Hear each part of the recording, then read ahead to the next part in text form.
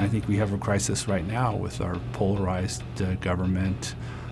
They've circled the wagons. The problems have become considerably worse both in primaries and in general elections. The majority party would go into their conference, the minority party into their conference, and then they'd come out and vote in lockstep. The parties controlled everything.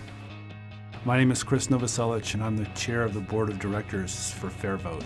Reform 2020 is FairVote's map to a democracy where every vote counts in every election. Oh, it's never going to happen. I've heard that so many times in my life.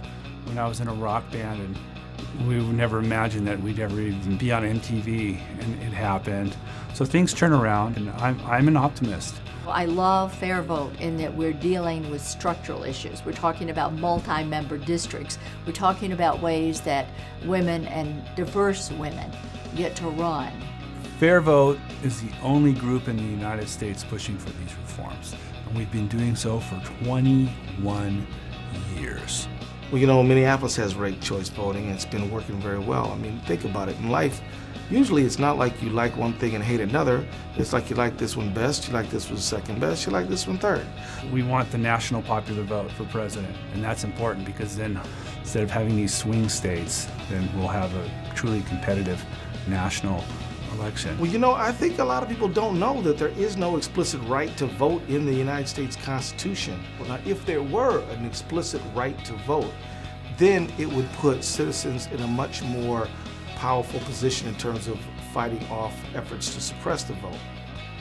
What we want to do, we want to take that power out of their hands and put it in the hands of the voter.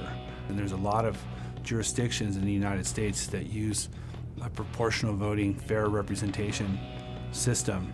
It would make for a much more honest and robust debate. It would mean that we are not sort of having this false dichotomy all the time between the right and the left, as if, as if there are only two sides to an issue. The results have been very clear that you have much less polarization, much less racial voting, and you get much better representation.